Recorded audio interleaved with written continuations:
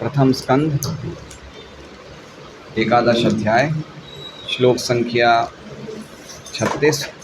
अनुवाद एवं तात्पर्य कृष्ण कृपा मूर्ति श्री श्रीमद अभय चरणारविंद भक्तिवेदांत स्वामी प्रभुपाद द्वारा। उद्दाम भाव पिशुनामलवल्गुहास व्रीडावलोकनियतो मदनो पियासां सम्मूय चापमजहात् प्रमदोत्तमास्ता यस्येन्द्रियं विमथितुं कुहकेर्न शेकुः। उद्दाम अत्यंत गंभीर, भाव भाव, पिशुन उत्तेजक, अमल निष्कलंक, वल्गुहास सुंदर मुस्कान, वीड़ आँख की कौड़, अवलोक देखना चितवन, नियत जीता गया, मदन कामदेव या अमदन सहिष्णु शिव, अपि भी यासाम जिसका, सम्मूय से विजित होकर, चापम धनुष, अजहात त्याग दिया, प्रमद मादक बनाने वाली स्त्री, उत्तमः उच्च कोटि की, ता वे सब, यस्य जिसकी, इंद्रियम इंद्रियों को, विमथितुम विचलित करने के लिए, कुहकेह हाव भाव द्वारा, न कभी नहीं, शेकुः समर्थ। अनुवाद। यद्यपि रानियों की मृदु मुस्कानें तथा बांकी चितवनें अत्यंत विमल तथा उत्तेजित थी, जिससे साक्षात कामदेव भी मोहित होकर अपना धनुष त्यागने के लिए बाध्य हो सकते थे, यहाँ तक कि अत्यंत सहिष्णु शिवजी भी उनके शिकार हो सकते थे, तो भी वे अपने समस्त हाव भाव तथा आकर्षण से भगवान की इंद्रियों को विचलित नहीं कर सकी। ओम अज्ञानतिमिरान्धस्य ज्ञानाञ्जनशलाकया चक्षुरुन्मीलितं येन तस्मै श्रीगुरुवे नमः। नाम श्रेष्ठं मनुमपि शचीपुत्रम् अत्र स्वरूपं रूपं तस्याग्रजं गुरुपुरीमातुर्गोष्ठवाकिन् राधाकुण्डं गिरिवरम् अहो राधिका माधवाश्रमं प्राप्तो यस्य पतितकृपया श्रीगुरुं तं नतोऽस्मि।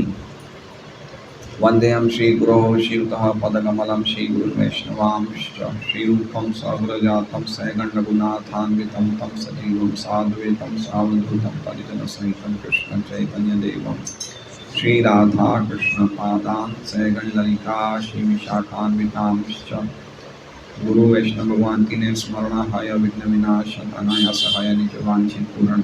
हरे कृष्णा कृष्णा कृष्णा हरे हरे, हरे राम राम राम हरे हरे।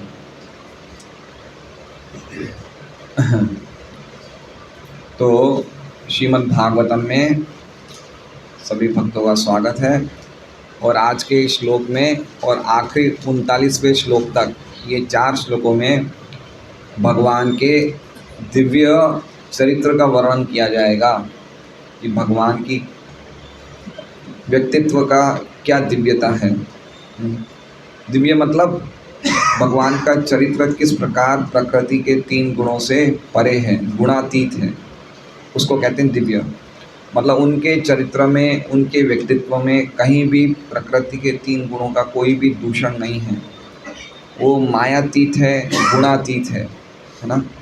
तो कैसे इस चीज़ का क्या प्रूफ है, वो इन श्लोकों में हमें पता चलेगा। जैसा कि पिछले श्लोक में हमने देखा कि भगवान इस नरलोक में प्रकट होते हैं अपनी अंतरंगा शक्ति से या अपनी अहेतु की इच्छा से। और रेमे स्त्री रत्न कूटस्थो, जो कूटस्थ हैं, कूटस्थों का अर्थ ये भी हो गया कि परिवर्तन अपरिवर्तनशील। कूटस्थ मतलब कभी उनमें कोई परिवर्तन नहीं आता है। तो इस प्रकार स्त्रियों की रत्न मतलब जो स्त्रियों में रत्न थी, ऐसी स्त्रियों के साथ उन्होंने भोग किया। रेमे, रेमे मतलब भोग किया। और कैसा लग रहा था? ऐसा लग रहा था प्राकृतो यथा, है ना, भगवान प्राकृतो यथा। ऐसा लग रहा था जैसे मानो कि कोई प्राकृत व्यक्ति या कोई आसक्त व्यक्ति स्त्रियों पे आसक्त होता हो, स्त्रियों से आसक्त होता हो, उस प्रकार भगवान ने उन स्त्रियों के साथ भोग किया, है ना। तो ये प्रश्न हो सकता है कि कोई व्यक्ति जो स्त्रियों के बीच में इतना भोग कर रहा है, वो व्यक्ति अप्राकृत कैसे हो सकता है? ठीक है ना।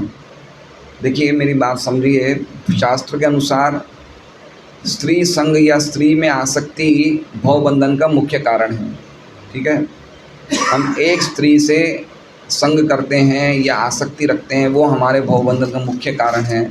तो भगवान तो 16,108 स्त्रियों के साथ संग किया, उनके साथ आसक्त थे, तो फिर वो भगवान कैसे हुए, है ना। प्राकृत व्यक्ति की क्या क्या लक्षण होता है? प्राकृत व्यक्ति मतलब जो स्त्री पुत्र इन सबसे आसक्त होता है, वो प्राकृत मतलब भौतिक जगत का। ठीक है, तो व्यक्ति का क्या लक्षण है कि हम समझ जाएं कि ये प्राकृत है? उस स्त्री से आसक्त है, स्त्री के भोग में लगा हुआ है, प्राकृत है। तो यहाँ पे पिछले श्लोक में बताया गया कि भगवान ने 16,108 स्त्रियाँ, वो भी सबसे सुंदर स्त्रियों का भोग किया, तो फिर वो अप्राकृत कैसे हुए? समझ रहे हैं बात को? ये लिंक है पिछले श्लोक से, इस श्लोक का लिंक है कि वो कैसे अप्राकृत हुए। समझ रहे हैं? लिंक समझ रहे हैं कि भाई हर व्यक्ति संग करता है, स्त्री बच्चों का आसक्त रहता है, तो वो प्राकृत है, सामान्य व्यक्ति है। तो भगवान ने भी तो यही सब किया, तो फिर उन्हें अप्राकृत क्यों कहा जा रहा है? ठीक है, कहा है ना कि सो माया, स्वयं अपनी अंतरंगा शक्ति से प्रकट हुए। तो अपने अंतरंगा, एक तरफ आप कह रहे हो भगवान है, एक तरफ आप कह रहे हो कि ये स्त्री संग कर रहे हैं, तो बात कुछ समझ में नहीं आ रही है। तो इसके लिंक से ये श्लोक, आज का श्लोक प्रस्तुत है। तो क्या कह रहे हैं? उद्दाम भाव पिशुनामल वल्गुहास व्रीड़ावलोक नियतो मदनोपि यासाम। तो रेड कलर, लाल कलर है।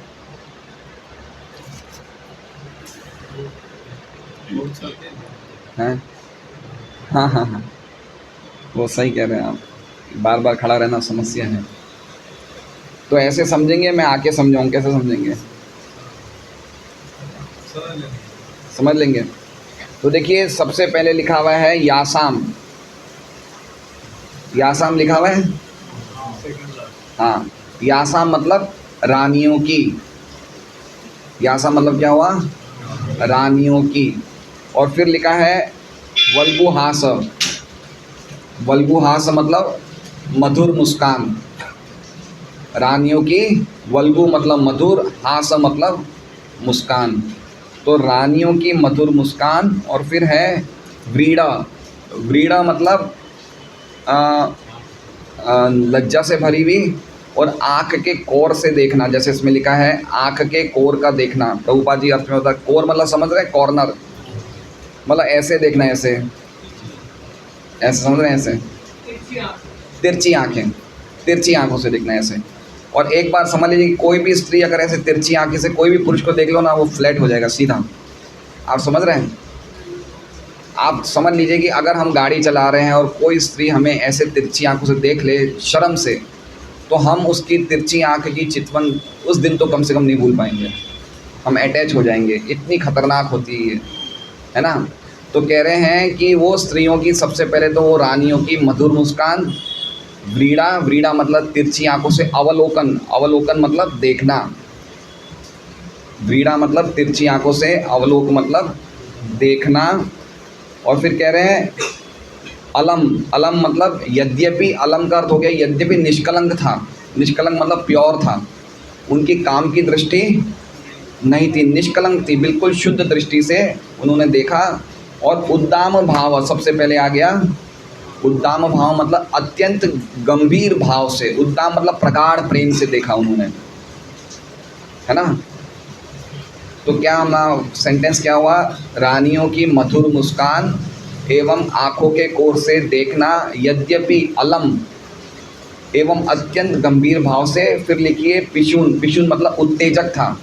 उत्तेजक मतलब समझ रहे हैं, एक्साइटिंग, मतलब हमारे में उत्तेजना पैदा कर ले, उत्तेजक था। पिशून का मतलब उत्तेजक था। जिस उत्तेजक कितना था, जिससे मदन, मदनोपी, जिससे मदन, मदन के दो अर्थ बताए हैं। एक तो कामदेव, कामदेव मदन है, और एक है अमदन। प्रभुपाद जी अर्थ में लिखते हैं अमदन मतलब शिवजी।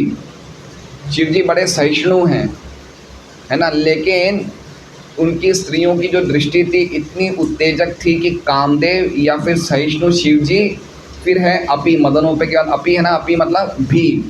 अपी का अर्थ क्या हो गया, भी। नियतो, नियतो, नियतो का लिखा हुआ है, हाँ, वीड़ा लोगों के बाद क्या लिखा है, नियतो। नियतो मतलब जीते गए थे, मतलब उनकी दृष्टि से कौन जीते गए थे, कामदेव या फिर सहिष्णु शिव जी। किनकी दृष्टि से, द्वारका की रानियों की दृष्टि से जीते जा सकते थे या जीते गए थे, है ना। क्योंकि हम देखेंगे कि कैसे प्रभुपाद जी तात्पर्य लिखते हैं कैसे जीते गए थे। तो कौन जीते गए थे, कामदेव या फिर शिव जी। और जिसके कारण क्या कर रहे हैं, कह रहे हैं सम्मोह एवं सम्मोहित हो गए। कौन सम्मोहित हो गए, शिव जी या कामदेव सम्मोहित हो गए। चापम, चापम मतलब अपना धनुष, और अजहात मतलब त्याग दिया। एवं सम्मोहित होके अपने धनुष को त्याग दिया, अजहात। फिर सबसे आखिरी थर्ड लाइन में सबसे आखिरी शब्द है ता। ता लिखा है ना, ता, सबसे आखिरी शब्द ता।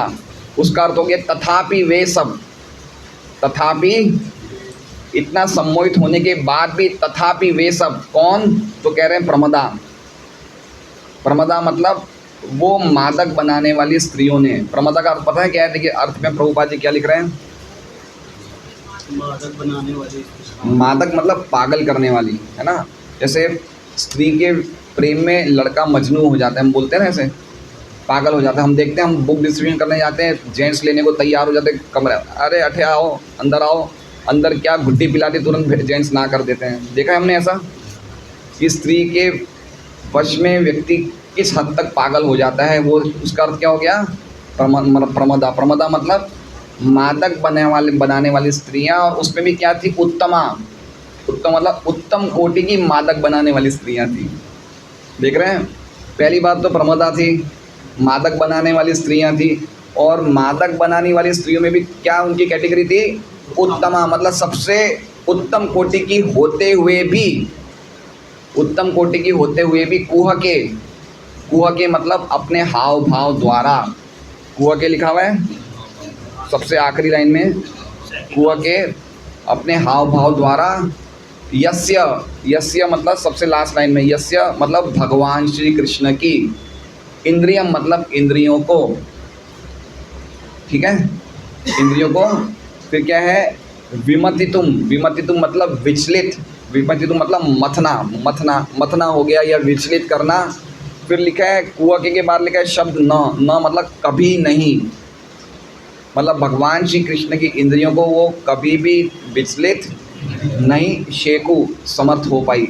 विचलित करने में शेकु मतलब समर्थ हो पाई। समझ रहे हैं, क्या भगवान की दिव्य स्थिति बताई है कि एक व्यक्ति की एक स्त्री होती है, वो भी अगर बहुत सुंदर होती है, उससे स्त्री, उसकी हालत ऐसी हो जाती है, वो पागल हो जाता है। तो भगवान की ऐसी कितनी स्त्रियां थी, 16,108।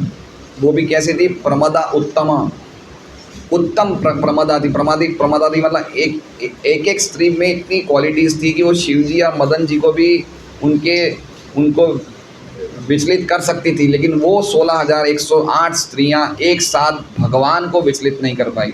और न का अर्थ बहुत इम्पोर्टेंट। न मतलब ऐसा नहीं है कि कुछ समय किया, जैसा नहीं कि भगवान ने बहुत कंट्रोल किया फिर कुछ समय वो नहीं कर पाए कंट्रोल, ऐसा नहीं है। न मतलब कोई भी समय वो कंट्रोल नहीं कर पाए। कभी भी भगवान उनके द्वारा, कोई भी समय कभी भी भगवान उनके द्वारा बिल्कुल भी विचलित, उनकी इंद्रियों को हिला भी नहीं सके। शेकू का अर्थ भी समझ, शेकू इंग्लिश में शेक बोलते हैं ना, शेक हिलना।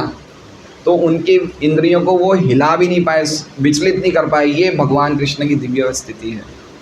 तो ठीक है, समझ लिया आप लोग ने अर्थ अच्छी तरह, बहुत सुंदर अर्थ है। तो अब हम देख के पढ़ सकते हैं। मेरे पीछे बोलिए, यासाम मतलब रानियों की, वल्गुहास मधुर मुस्कान, व्रीड़ावलोक आँखों के कौर का देखना, अमल यद्यपि निष्कलंक था, उद्दाम भाव अत्यंत गंभीर भाव से, पिशुन उत्तेजक था, जिससे मदन कामदेव या फिर अमदन सहिष्णु शिव जी अपि भी निहत जीते गए थे, सम्मूय एवं वो भी सम्मोहित होकर चापम अपने धनुष को अजहात त्याग दिया, ता तथापि वे सब प्रमदा मादक बनाने वाली स्त्रियों ने उत्तम कोटि की होते हुए भी कुहकेर अपने हाव भाव द्वारा यस्येंद्रियम भगवान श्री कृष्ण की इंद्रियां विमतितुम विचलित न कभी नहीं शेकू करने में समर्थ हो पाई। क्या जबरदस्त अर्थ हैं।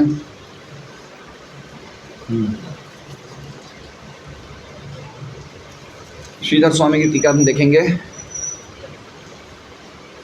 जिनके हृदय में उन्मुख भाव थे, लेकिन उनकी मधुर हास्य निर्मल थी और उनकी लज्जा युक्त नेत्र कटाक्ष से महादेव जी मतलब शिव जी भी मोहित होकर उन्होंने अपना पिनाक धनुष से छोड़ दिया। उनके धनुष का नाम क्या है? पिनाक। इसमें लिखा है श्रीधर स्वामी ने कि उनके धनुष का नाम क्या है? पिनाक। उन्होंने अपना पिनाक धनुष छोड़ दिया। ऐसे कामिनियाँ जो भगवान को अपने काम विलासों से शुभित करने में समर्थ नहीं हो पाई।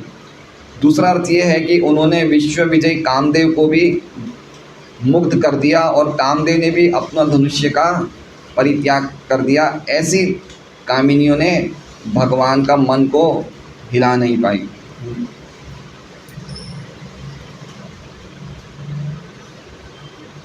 ठीक है।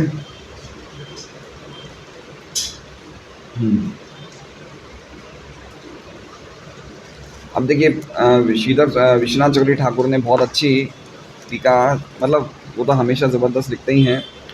उन्होंने क्या लिखा कि अपनी पवित्र सुंदर मुस्कानों के द्वारा अमल वल्गुहास और बड़ी लज्जा युक्त चितवन द्वारा व्रीड़ावलोका जो बड़े गहरे प्रेम को दर्शाती है, उद्दाम भाव उन्होंने कृष्ण की तरफ किया, कृष्ण की तरफ इस तरह से देखा। और ऐसे देखने से कृष्ण की तरफ जब उन्होंने देखा तो उन्होंने कामदेव को पराजित कर दिया। अब समझ रहे हैं? देखिए कामदेव की क्या स्थिति हम पहले समझें। कामदेव को पराजित कर दिया, ऐसा लिखने का अर्थ क्या है समझिए। तो इसमें विश्वनाथ चक्रवर्ती ठाकुर बता रहे हैं कि अरे ये क्या चक्कर हुआ। कामदेव बोल रहे हैं ऐसा, कामदेव क्या बोल रहे हैं? अरे ये क्या हुआ, ये स्त्रियां तो कृष्ण को बड़े प्रेम से देख रही है बिना मेरे बाण मारे। क्या बोल रहे हैं कामदेव? ये स्त्रियां कृष्ण को इतने प्रेम से देख रही है, इतने आकर्षण से देख रही है बिना मेरे बाण मारे। समझ रहे हैं इसका मतलब? इसका मतलब ये हुआ कि कामदेव के पास एक धनुष है। इनके पास कामदेव मतलब प्रेम के देवता, गॉड ऑफ लव। उनके पास एक धनुष है जो बना हुआ है फूलों का। किसका बना हुआ है? और उसमें कितने बाण हैं? 5 बाण हैं। हमारे इंद्रिय विषय कितने हैं? 5 हैं। और उनके पास कितने बाण हैं? 5 हैं। जब भी हम अपनी इंद्रियों को इंद्रिय विषय से कांटेक्ट में रखते हैं, तुरंत कामदेव क्या छोड़ते हैं? बाण छोड़ देते हैं। समझ रहे हैं? अब एक बात समझिए, जैसे कोई पुरुष स्त्री को देखता है तो उस स्त्री की तरफ उसको देखने के बाद तभी आकर्षण होगा जब कामदेव बाण छोड़ेंगे, उसके पहले आकर्षण। समझ रहे हैं बात को? कामदेव का फंक्शन क्या है इस ब्रह्मांड में? कामदेव का फंक्शन है कि स्त्री और पुरुष के बीच में आकर्षण को जागृत करना, इसलिए उन्हें प्रेम के देवता कहे गए हैं। तो हमें कब आकर्षण होगा? जब कामदेव बाण छोड़ेंगे। स्त्री को देखने का, सूंघने का, स्पर्श करने का तभी आकर्षण होगा जब कामदेव बाण छोड़ेंगे। और कामदेव कब बाण छोड़ेंगे? जब हम कमज़ोर होंगे। कमज़ोर व्यक्ति पे कामदेव हमला करता है। समझ रहे हैं बात को? अगर हम आध्यात्मिक रूप से पक्के होंगे तो कामदेव के हमले से बच जाएंगे। तो इस प्रकार कामदेव अपने बाणों द्वारा पूरी दुनिया को हिला के रखा हुआ है कामदेव ने। ठीक है, कामदेव का फंक्शन समझ लिया आपने?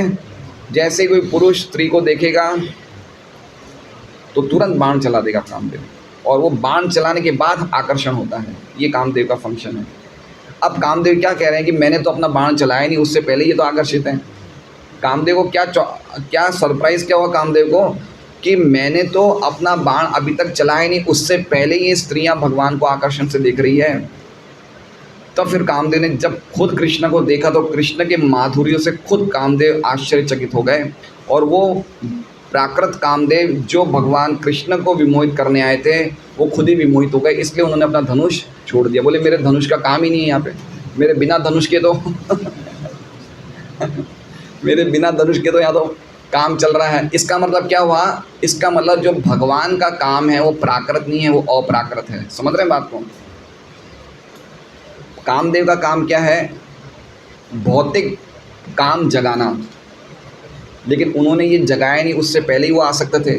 तो वो भौतिक काम नहीं है, वो अप्राकृत काम है, वो आध्यात्मिक काम है। समझ गए इस बात को सिंपल वे में? अब आगे कामदेव क्या कह रहे हैं कि उनकी स्त्रियों की इतनी सुंदर भौहें, भौहें मतलब आईब्रोज, और कैसी आईब्रोज हैं? बो लाइक, बो मतलब धनुष। उनकी जो भौहें हैं वो धनुष जैसी है। उनके और आंखें क्या है?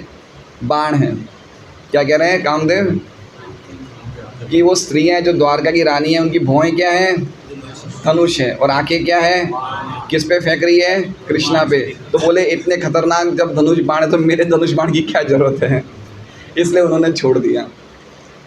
ये कामदेव का अर्थ समझ रहे हैं? बात बहुत इंपॉर्टेंट बात है कि क्या उनका ज़बरदस्त प्रेम था, वो अप्राकृत प्रेम था, उसमें कहीं भी भौतिक काम की या भौतिक प्रेम का कोई भी गंध नहीं थी। अब हम प्रभुपाद जी का तात्पर्य पढ़ते हैं।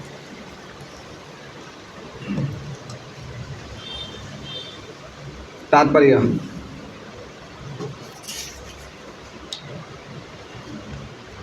मोक्ष का पथ या भगवत धाम वापस जाने का पथ सदैव स्त्री संसर्ग का निषेध करता है।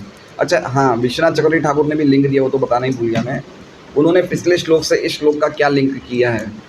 उन्होंने ये लिंक किया है कि कृष्णा कैसे प्रकृति के परे हो सकते हैं जब वो अपनी इंद्रियों से इंद्रिय विषयों को भोग रहे हैं। उनका लिंक पिछले श्लोक से क्या है विश्वनाथ चक्रवर्ती ठाकुर का? कि कृष्णा कैसे प्रकृति के परे, प्रकृति के परे मतलब अप्राकृत, कृष्ण कैसे निर्गुण या अप्राकृत हो सकते हैं जब वो अपनी इंद्रियों से इंद्रिय विषय को भोग रहे हैं। तो कैसे अप्राकृत हो सकते हैं? रे में लिखा था ना, रे में मतलब इंद्रिया और इंद्रिय विषय ये तो प्राकृत वस्ती का व्यक्ति का काम है, तो कृष्ण कैसे अप्राकृत हो सकते हैं? तो इसलिए कामदेव का जो दृष्टांत विश्वनाथ चक्रवर्ती ठाकुर ने बताया है कि उनका प्राकृत आकर्षण के पहले ही वो आकर्षित थे। इसका मतलब उनका जो गुण था वो प्राकृत नहीं था, वो अप्राकृत था।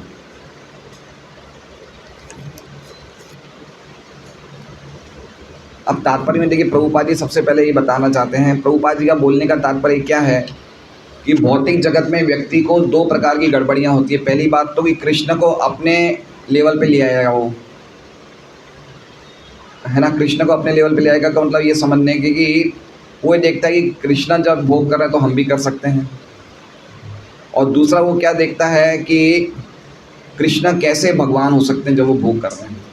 तो दो गलतफहमियों के शिकार अक्सर भौतिक जगत के व्यक्ति होते हैं। पहले तो ये देखते हैं जब भगवान कर रहे हैं तो हम भी कर सकते हैं, तो भगवान को क्या कर रहे हैं? अपने लेवल पे ला रहे हैं। और फिर दूसरा क्या है कि अपने को ऊपर तक पहुंचा रहे हैं कि जब कृष्ण कर सकता है तो मैं भी कर सकता हूँ, है ना। तात्पर्य प्रभुपाद जी क्या कह रहे हैं कि जो चीज़ संभव भगवान के लिए वो हमारे लिए संभव नहीं है। तो सबसे पहले तात्पर्य बता रहे हैं कि अगर हम भगवान का अनुकरण करने जाएंगे तो हम कितने बड़े खतरे में आ जाएंगे, उसकी सावधानी प्रभुपाद जी बता रहे हैं कि मोक्ष का पथ या भगवत धाम वापस जाने का पथ सदैव स्त्री संसर्ग का निषेध करता है, और सारा सनातन धर्म या वर्णाश्रम धर्म की सारी व्यवस्था स्त्री की संगति के लिए मना करते हैं या प्रतिबंधित करते हैं। समझ रहे हैं बात? वर्णाश्रम धर्म यानी 4 वर्ण और 4 आश्रम का धर्म, सनातन धर्म भी वही हो गया। तो कह रहे हैं या तो स्त्री की संगति के लिए मना करते हैं या प्रतिबंधित करते हैं। मना करते हैं मतलब कंप्लीटली ना। तो 4 आश्रम है, 4 आश्रम में कितने आश्रमों में ना है कंप्लीटली? 3 आश्रमों में कंप्लीटली मना है। और प्रतिबंधित मतलब कंट्रोल। कितने आश्रम में कंट्रोल है? गृहस्थ आश्रम में। तो इसका मतलब समझ गए? मना करना या प्रतिबंधित करना, मतलब 4 आश्रम में 75% के आश्रमों में कंप्लीट मना है और खाली 25% के आश्रम में छूट है, लेकिन वो भी कैसे? लाइसेंस के अंतर्गत। समझ रहे हैं? मतलब आप समझिए कि भौतिक जगत के व्यक्ति के लिए काम जहर के बराबर है। कैसा है? जैसे शुगर वाले व्यक्ति के लिए चीनी खाना जहर है, उसी प्रकार से भौतिक जगत में हम लोगों के लिए काम क्या है? जहर है। कितनी ज़बरदस्त आगवानी, कितनी ज़बरदस्त सावधानी बताइए शास्त्रों में कि कितना खतरनाक है। और आजकल हम देखते हैं कि हर व्यक्ति के लिए कोई आश्रम तो ख़त्म ही हो गए सब। आजकल बच्चे 10-12 साल के होते हैं तो ही वो काम में लिप्त हो जाते हैं। हम देख रहे हैं मोबाइल के द्वारा या कोएड स्कूल्स के द्वारा। ब्रह्मचारी ख़त्म हो गया। गृहस्थ में जब वो गिरते हैं तो उनमें कोई भी प्रकार का रिस्ट्रिक्शन नहीं होता है, और जब बिना रिस्ट्रिक्शन का जीवन जीते हैं तो वानप्रस्थ और संन्यास ऑलरेडी ख़त्म हो गया। तो उनके लिए 3 आश्रम तो ऑलरेडी ज़ीरो हो गए। कौन कौन से 3 आश्रम? ब्रह्मचार्य, वानप्रस्थ और संन्यास।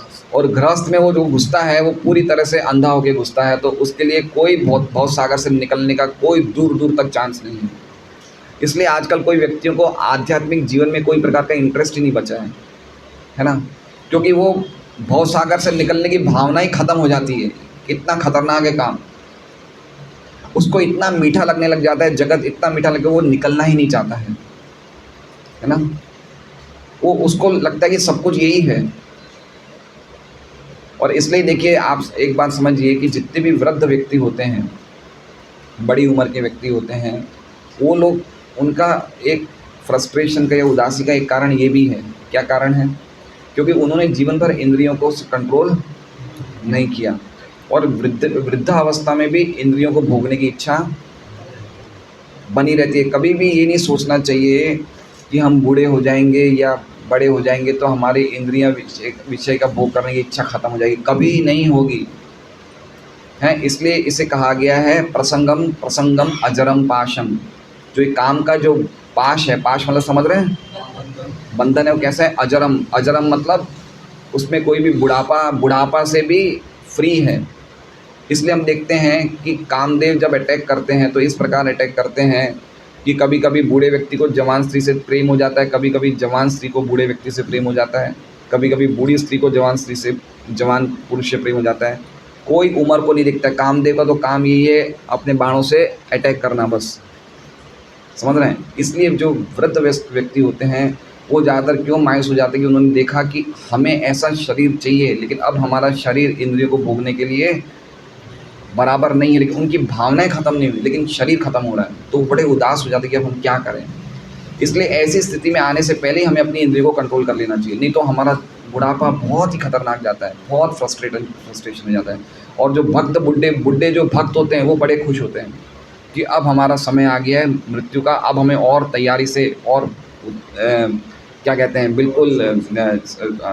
बिल्कुल एंथुजियाज़म से हमें भगवान के पास जाना है। ये बहुत ख़तरनाक चीज़ है। इसलिए प्रभुपाद यहाँ लिख रहे हैं कि या तो मना करते हैं या प्रतिबंधित करते हैं। तो फिर जो व्यक्ति 16,000 से अधिक पत्नियों से अनुरक्त हो, उसे भगवान कैसे मान लिया जाए?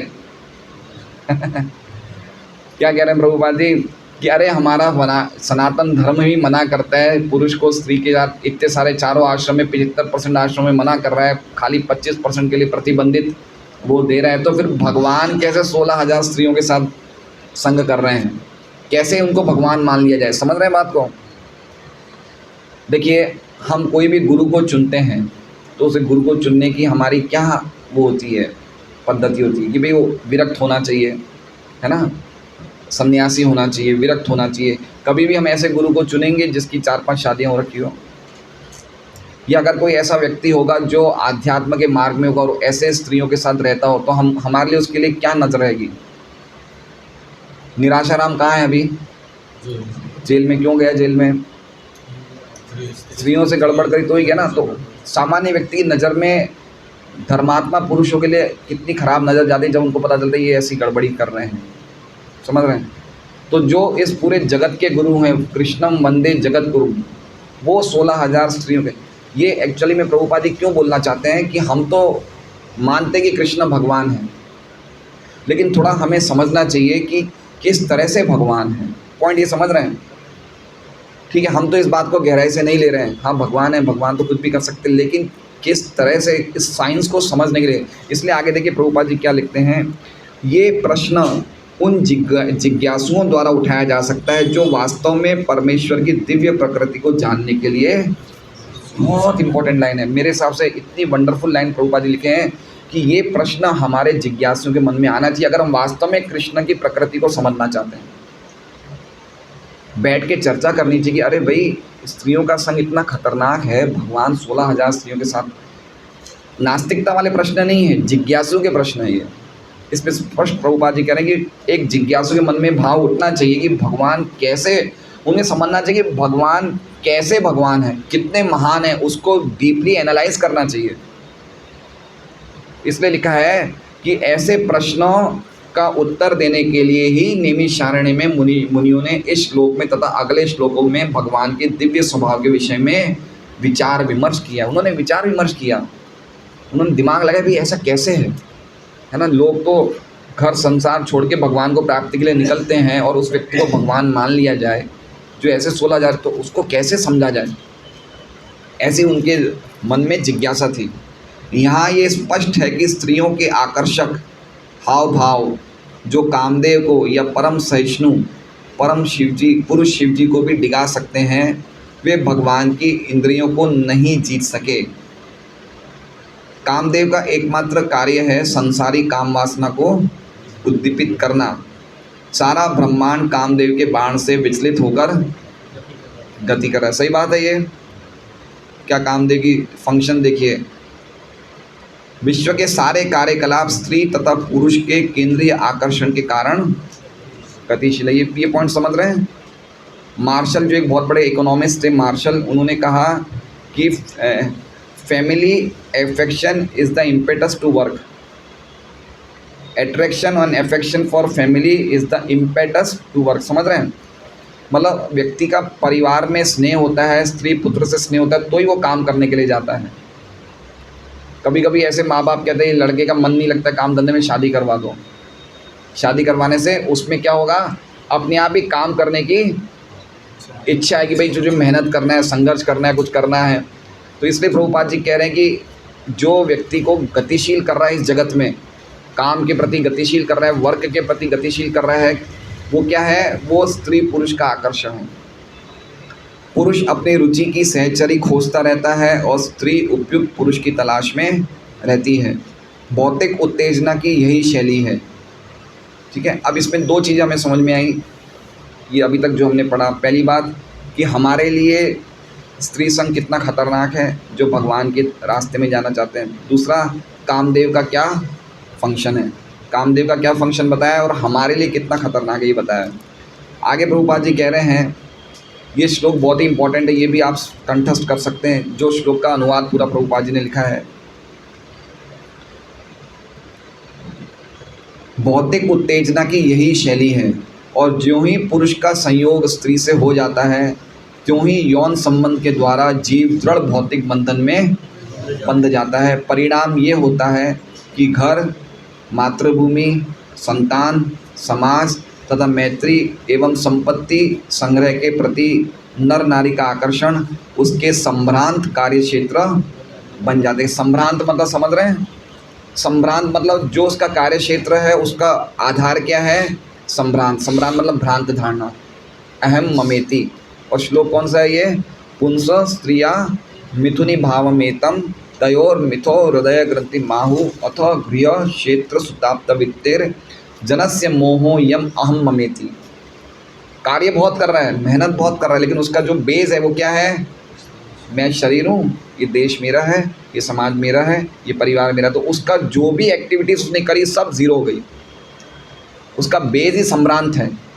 प्रभुपाद जी लिख रहे हैं संभ्रांत कार्य क्षेत्र बन जाते हैं। एक्टिविटी बहुत कर रहा है लेकिन वो एक्टिविटी क्या हो गई, ये सबकी सब भ्रमित हो रही है। समझ रहे हैं कितना इंपॉर्टेंट है ये चीज़। और इस तरह नाशवान संसार के प्रति मिथ्या किंतु अनथक आकर्षण प्रकट होता है। अनथक मतलब कभी उसका आकर्षण खत्म होता ही नहीं है। यद्यपि आकर्षण मिथ्या है, यद्यपि आकर्षण झूठा है, लेकिन वो कभी भी खत्म नहीं होता है। बचपन से ही शुरू हो जाता है, भाइयों के प्रति, माँ बाप के प्रति, फिर परिवार के प्रति, फिर स्त्री के प्रति, फिर समाज के प्रति, फिर देश के प्रति, फिर पार्टी के प्रति। वो आकर्षण कभी भी खत्म नहीं होता है। अतः जो लोग अपने घर अर्थात भगवत धाम वापस जाने के लिए मोक्ष पथ पर अग्रसर हैं, विशेषकर उनके लिए शास्त्रों का आदेश है कि वे इस प्रकार के भौतिक आकर्षण के साथ सामानों से बचे रहें। देखिए इसमें बहुत इंपॉर्टेंट बात है कि जो लोग भगवान के धाम जाना चाहते हैं या इस मार्ग पे अग्रसर हैं, तो एक बात समझ लीजिए कि जो भी भगवान तक पहुंचना चाहता है या फिर वो व्यक्ति आध्यात्मिक जीवन जीना चाहता है, तो उसके जीवन में एक अथॉरिटी होनी चाहिए। क्या होनी चाहिए, अथॉरिटी मतलब एक आचार्य का मार्गदर्शन उसके जीवन में होना चाहिए। शास्त्रों का, गुरु का, साधु का, किसी न किसी के जीवन में उसकी अथॉरिटी उसको माननी चाहिए, तो ही वो सफल हो सकता है, नहीं तो नहीं सफल हो सकता है। और ऐसा तभी संभव है जब भगवत भक्तों अर्थात महात्माओं की संगति, ठीक है। तो हमने एक बार पढ़ा था ना, बात करी थी कि अगर हमें नेगेटिव से बचना है तो पॉजिटिव को भी पालन। तो नेगेटिव क्या है कि अभक्तों का संग मत करो, पॉजिटिव क्या है कि भक्तों का संग। तो प्रभुपाद जी कह रहे हैं कि अगर हमें इन भावनाओं से बचना है तो हमारा संग किसके साथ होना चाहिए, भक्तों के साथ होना चाहिए। बहुत सुंदर श्लोक है, महर सेवाम द्वारम आहुर विमुक्ति तमो द्वारम योषिताम संगी संगस। ये सब 5वें स्कंद के ऋषभ भगवान के श्लोक हैं। कामदेव जीवों पर अपना बाण चलाकर उन्हें विपरीत लिंग के पीछे पागल, सही बात है बिल्कुल, है ना। अभी इन्होंने सुरेश जी ने बताया था 2-3 दिन पहले कि वो पुलिस इंस्पेक्टर की वाइफ मर गई, तो उसने भी जहर खा के, अरे नहीं, खुद को बंदूक से गोली मार दी। लोग कितने पागल हो जाते हैं ना। और कितने समय का संबंध है, देखिए आप, जैसे एक पति पत्नी का कितने समय का संबंध होता है। शादी हो गई कोई की 20 साल हो गई किसी पति, लेकिन वो कैसे समझता है कि ये पत्नी के लिए मैं कुछ भी देने को, या पत्नी क्या समझती है मैं इस पति को कुछ भी देने को, है ना। वो इतना ज़्यादा पागल हो जाता है कि अपने बूढ़े माँ बाप उन सबको भी छोड़ने के लिए तैयार है। और भगवान जो उसके सखा हैं अनादिकाल से, जो हृदय में परमात्मा रूप में रहते हैं, उसको तो भूल ही गए पूरी तरह से। इतना ज़बरदस्त कामदेव का आकर्षण रहता है।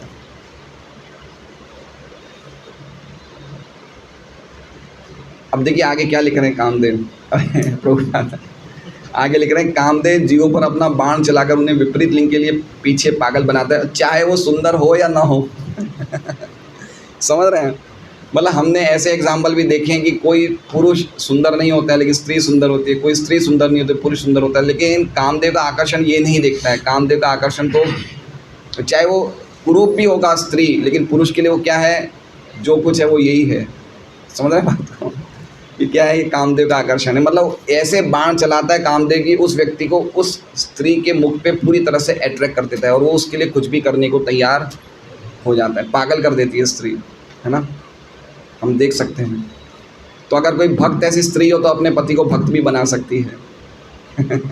ये भी संभव है, क्योंकि व्यक्ति के जीवन में, एक गृहस्थ व्यक्ति के जीवन में स्त्री शक्ति का स्तोत्र है, स्त्री से शक्ति मिलती है ना।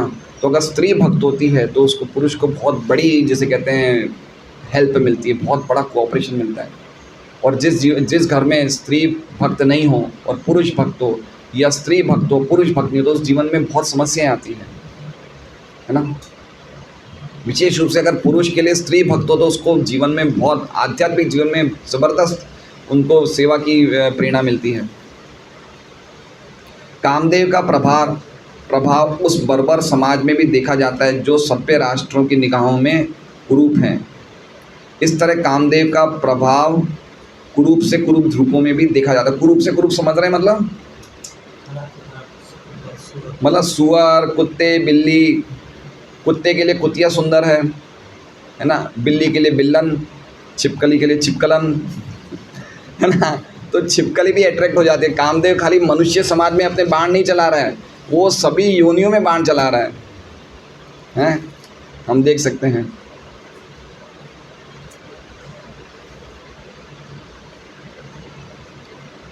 शिवजी, अब शिवजी का उदाहरण दे रहे हैं, कैसे शिवजी परास्त हुए बता रहे हैं, उदाहरण बता रहे हैं प्रभुपाद जी। शिवजी भी जिन्हें परम सहिष्णु समझा जाता है, कामदेव के बाण द्वारा आहत हुए क्योंकि वे भगवान के मोहिनी अवतार के पीछे दीवाने हो गए थे। उन्होंने अपनी हार स्वीकार की थी। तो यहाँ प्रभुपाद जी क्या कहते हैं कि जो मोहिनी अवतार में भगवान की अवतार था मोहिनी, तो जितनी भी ये स्त्रियाँ थी मोहिनी से कम नहीं थी, क्योंकि ये सब भगवान की अंतरंगा शक्ति के ही प्रकाश हैं। तो शिवजी तो खाली एक मोहिनी को देख के परास्त हो गए ना, तो इतनी 16,108 मोहिनी को देख के, इसलिए प्रभुपाद जी कहते हैं कि ये 16,108 मोहिनियाँ शिवजी भी शिकार हो सकते थे, इसलिए प्रभुपाद जी लिखा है।